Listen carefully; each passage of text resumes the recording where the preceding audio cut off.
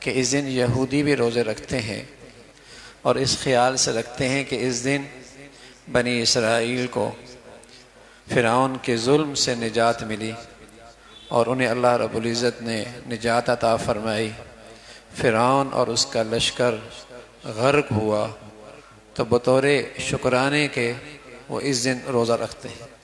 تو آپ علیہ الصلوۃ والسلام نے فرمایا وہ بھی روزہ رکھتے ہیں، ہم بھی روزہ رکھیں گے، تو یہودیوں کے ساتھ ہماری یہ مشابہت ہمیں پسند نہیں، آئندہ سال اگر میں زندہ رہا لأصومن اليوم السابع، میں 9ویں کا روزہ بھی رکھوں گا، 9ویں کا روزہ بھی رکھوں گا۔ تو ہمارے نبی صلی اللہ علیہ وسلم کی تعلیمات یہ ہوئیں کہ اگر روزہ رکھنا ہے پھر 9ویں کا بھی رکھ لیں اور 10ویں کا بھی رکھ لیں، اور اگر صرف 10ویں کے رکھنے کا ارادہ ہے پھر نہ رکھیں۔ ہاں، مشابہت سے بچنے کے لیے اگر 10ویں اور 11ویں کا رکھ لیا تب بھی درست ہے۔ ہمارے دین کی اس عاشورہ کے متعلق ایک تعلیم تو یہ اللہ کے نبی صلی اللہ علیہ وسلم نے جو بتائی۔ دوسری بات جو آپ علیہ الصلوۃ والسلام سے آپ علیہ الصلوۃ والسلام کی حدیث ہے، اگرچہ وہ اس درجے کی نہیں ہے لیکن ایک جائز عمل اس سے بھی ثابت ہو سکتا ہے کہ اس دن اپنے گھر والوں پر کھانے کی وسعت کرو، تو اس سے تمہارے کھانے میں اور تمہارے رزق میں پورے سال برکت ہوگی۔ اب کھانے کی کوئی خاص نوعیت بھی نہ بتائی کہ یہی کھانے میں ہونا چاہیے اور اسی قسم کی چیز پکنی چاہیے، گھر والوں پر کھانے کی وسعت کر دو۔ بس یہ 2 چیزیں ایسی ہیں جو عاشورہ کے متعلق اللہ کے نبی صلی اللہ علیہ وسلم نے بتائی، اس کے علاوہ دین اسلام میں ان دنوں کے بارے میں کوئی ہدایت نہیں۔ اور اگر اس کو کوئی اس سے آگے کی چیز سمجھتا ہے، ظاہر ہے وہ اللہ کے نبی صلی اللہ علیہ وسلم کے دین میں اضافہ ہے جو اللہ کے نبی صلی اللہ علیہ وسلم کو پسند نہیں، اور جس سے امت میں افتراق اور انتشار کا خطرہ ہمیشہ رہتا ہے۔ البتہ ایک اور چیز ہے، ذی الحجہ کا آخر حضرت عثمان کی شہادت ہے رضی اللہ تعالیٰ عنہ، رمضان میں 14 صحابہ کی شہادت ہے غزوہ بدر میں، اور شوال میں 70 صحابہ کی شہادت ہے غزوہ احد میں، اور پھر اسی طرح ذی الحجہ کے مہینے میں حضرت عثمان کی شہادت ہے، اور پھر یکم محرم میں حضرت عمر کی شہادت ہے، اور اسی طرح پھر عاشورہ کے دن حضرت حسین اور ان کے گھرانے کی شہادت ہے، اور پھر یہ شہادوں کے ایک نئی داستان ہے شہادت۔ تو اس کے متعلق عرض کرنی ہے کہ شہادتیں حضرات انبیاء علیہ السلام سے چلی آ رہی ہیں۔ ان الذین کفروا بآیات اللہ، جو لوگ اللہ کے دشمن ہیں وہ حضرات انبیاء علیہ السلام کو قتل کرتے ہیں۔ یقتلون النبیین بغیر حق، حضرات انبیاء کی شہادتیں ہیں، اللہ والوں کی شہادتیں ہیں، حضرات خلفاء کی شہادتیں ہیں، حضرات صحابہ کی شہادتیں ہیں، اہل بیت کی شہادتیں ہیں۔ شہادت اسلام میں، شہادت فی سبیل اللہ، اللہ کے راستے میں شہادت اسلام میں اس کا عظیم الشان مرتبہ ہے۔ نبوت کے بعد اور صدیقیت کے بعد سب سے بلند مرتبہ شہادت کا، نبوت کے بعد اور صدیقیت کے بعد سب سے بڑا مرتبہ شہادت کا ہے۔ اللہ کے راستے میں شہادت مل جائے تو یہ اس دنیا کی سب سے بڑی سعادت اور خوش نصیبی ہے، اور موت کے وقت جو اللہ کی طرف سے کسی ایمان کو سب سے بڑا انعام ملتا ہے وہ انعام شہادت کا ہوتا ہے۔ اس لیے خود رسول اللہ صلی اللہ علیہ وسلم جہاں نبوت بھی ہے اور نبوت کے ساتھ ساتھ آخری نبوت ہے، اور آپ کا بلند مرتبہ اور مقام دل و دماغ اور عقل وہاں اس کا تصور بھی نہیں کر سکتی جو اللہ نے آپ کو مرتبہ عطا فرمایا تھا. لیکن آپ علیہ الصلوۃ والسلام فرمایا کرتے تھے لوددت ان اقتل فی سبیل اللہ، میں بھی چاہتا ہوں مجھے اللہ کے راستے میں شہادت ملے. ثم احیا، پھر اللہ مجھے زندگی دے، ثم اقتل، پھر مجھے شہادت ملے. میری چاہت ہے کہ ثم احیا، پھر مجھے زندگی ملے، اور ثم اقتل، پھر مجھے شہادت ملے. رسول اللہ صلی اللہ علیہ وسلم نے بتایا کوئی جنتی جنت میں جانے کے بعد اس کا تصور کرے کہ دنیا میں آئے اور اسے کوئی بڑی سی بڑی نعمت ملے، کوئی جنتی نہیں چاہے. ہاں ایک شہید ایسا ہے وہ تمنا کرے گا، آرزو کرے گا اللہ مجھے 10 بار دنیا میں بھیج اور ہر بار شہادت کا مزہ نصیب فرما. اس لیے کہ وہاں جو اس کا اعزاز و اکرام ہے اور جو وہاں اللہ تعالیٰ کے پاس اس کی انعامات ہیں، تو وہ آرزو اور تمنا کرے گا اے اللہ شہادت دے. تو شہادت فی سبیل اللہ، اللہ کے راستے میں شہادت، اسلام میں اس کا عظیم الشان مرتبہ ہے. قرآن کی ایک عظیم الشان آیت ہے ان اللہ اشتری من المؤمنین انفسهم واموالهم بان لهم الجنہ. اللہ تعالیٰ نے ایمان والوں سے ان کا مال اور ان کا جان خرید لیا. ان اللہ اشتری من المؤمنین انفسهم واموالهم، اللہ تعالیٰ خریدار ہیں. سبحان اللہ، وہ تو مالک ہیں، وہ تو رازق ہیں، وہ تو خود مختار کل ہیں، لیکن دیکھیے خریدار بن رہے ہیں. اور خریدار بھی ایمان والوں کے بن رہے ہیں کہ ان کا جان و مال کا میں خریدار ہوں اور اس کی قیمت کیا دوں گا؟ بِأَنَّ لَهُمُ الْجَنَّةِ، اس کے بدلے میں انہیں جنت دوں گا. اور جن کا اللہ تعالیٰ خریدار ہے ان کی نشانی کیا ہے؟ یقاتلون فی سبیل اللہ، وہ اللہ کے راستے میں قتال کرتے ہیں. فیقتلون، قتل کرتے ہیں. ویقتلون، قتل ہوتے ہیں. وعدن علیہ حقا فی التورات والانجیل والقرآن، اور اللہ نے یہ عہد کر رکھا ہے اور درج کر رکھا ہے تورات میں بھی، انجیل میں بھی، قرآن میں بھی. اور اللہ سے عہد میں اللہ سے کون زیادہ سچا ہو سکتا ہے؟ وَمَنْ أَوْفَى بِعَهْدِهِ فَاسْتَبْشِرُوا بِبَيْعِكُمُ الَّذِي بَايَعْتُمْ بِهِ. اور جو کوئی اللہ سے یہ تجارت کر رہا ہے خوشیاں منائے. جو اللہ سے یہ سودا کر رہا ہے اپنے اس سودے پہ خوشیاں منائے. وَذَلِكَ هُوَ الْفَوْزُ الْعَظِيمُ، یہ بہت بڑی کامیابی ہے. یہ بہت بڑی کامیابی ہے کہ راہ خدا میں شہادت مل جائے. سب سے اعلیٰ درجہ شہادت کا، شہادت کا سب سے اعلیٰ درجہ اللہ کے راستے میں، اللہ کے دین کی خاطر، اپنی دین کی حفاظت کے لیے کسی کافر کے ہاتھ سے مارا جائے. یہ شہادت کا سب سے اعلیٰ درجہ.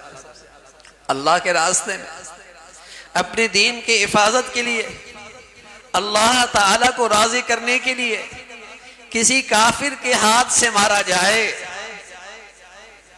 آج غزہ کے مسلمانوں کی قسمت جاگی ہوئی ہے. اللہ رب العزت آج ان کے خریدار بنی ہوئی ہے. روئے زمین کا سب سے مقدس جہاد آج غزہ کی سرزمین پہ ہو رہا ہے، جو بالکل بے غبار، ادھر مسلمان ادھر کافر، اور کافروں میں بدترین کافر. رسول اللہ صلی اللہ علیہ وسلم فرمایا مسلمانوں سے دشمنی میں یہودی پہلے نمبر پر، مشرک دوسرے نمبر پر، بدترین کافر مقابلے پہ ہے. یہی شہادت کا جذبہ تو ہے کہ آج اتنی بڑی سپر طاقتوں کے سامنے وہ مسلمان کھڑے ہیں.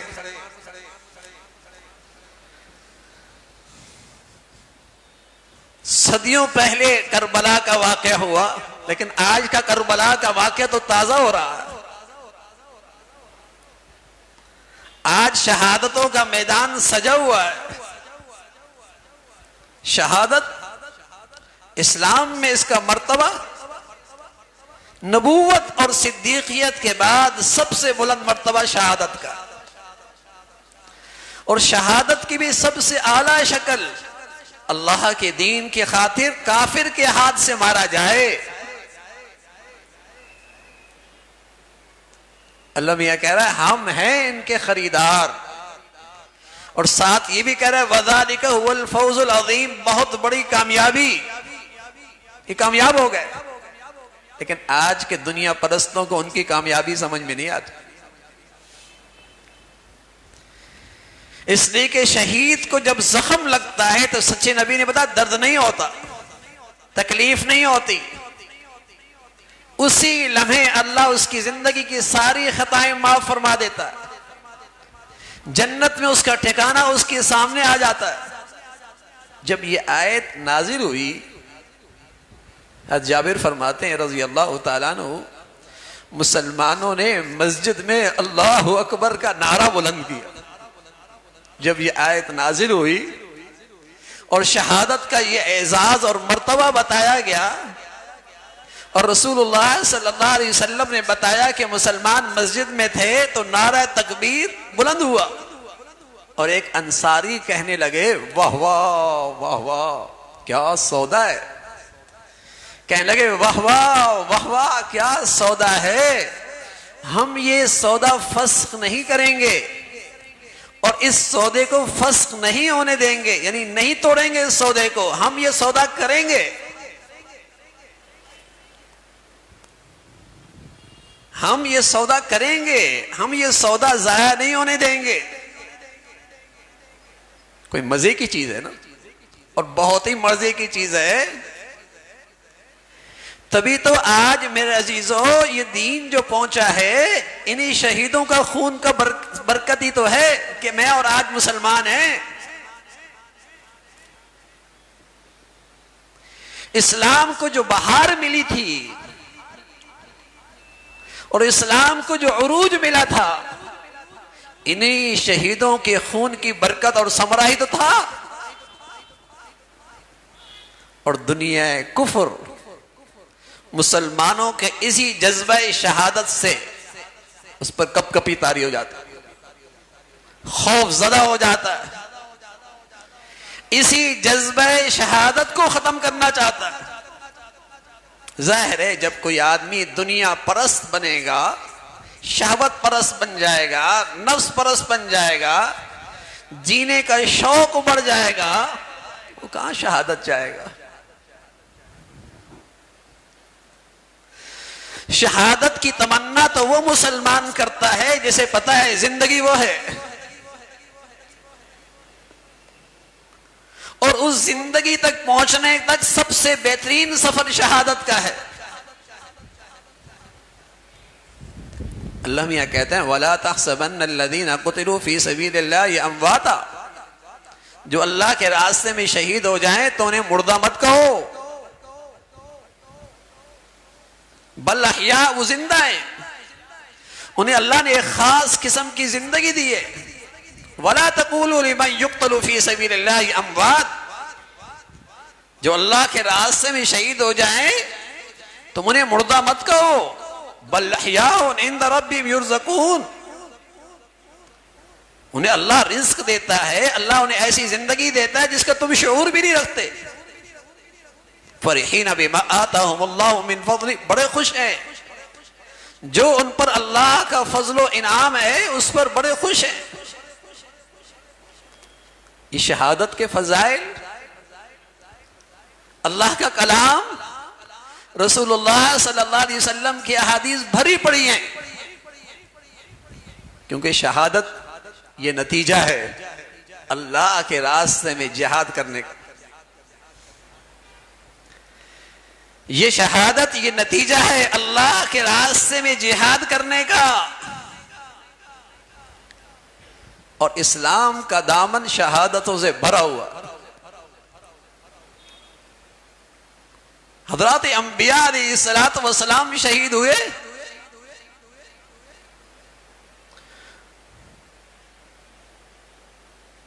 خلفاء شہید ہوئے، بدر میں بڑے صحابہ شہید ہوئے، اور ان صحابہ میں بڑے بڑے لوگ موجود، احد میں 70 لوگ شہید ہوئے، اور ان 70 میں ایک ایسا شہید بھی تھے سبحان اللہ، حضور علیہ الصلوۃ والسلام کے ہر آن ہر گھڑی محافظ، نگران، حفاظت کرنے والے حضرت حمزہ رضی اللہ تعالیٰ عنہ، سید الشہداء، جتنے اسلام میں شہید ہیں، جتنے بھی شہید ہیں، ان شہیدوں میں کسی کو یہ اعزاز نہیں ملا جو اعزاز اللہ کے نبی کے اس چچا کو ملا کہ آسمان سے اس کے لیے لقب آیا کہ یہ شہیدوں کا سردار ہے، سید الشہداء، اور ان کے جسم کے اتنے ٹکڑے ہوئے کہ پہچان مشکل ہو گئی، بہنا آئی، اس نے پوروں سے پہچانا، انگلیوں سے پہچانا، کلیجہ نکالا گیا، چبایا گیا، اس کا ہار بنایا گیا، ایسی دردناک شہادت۔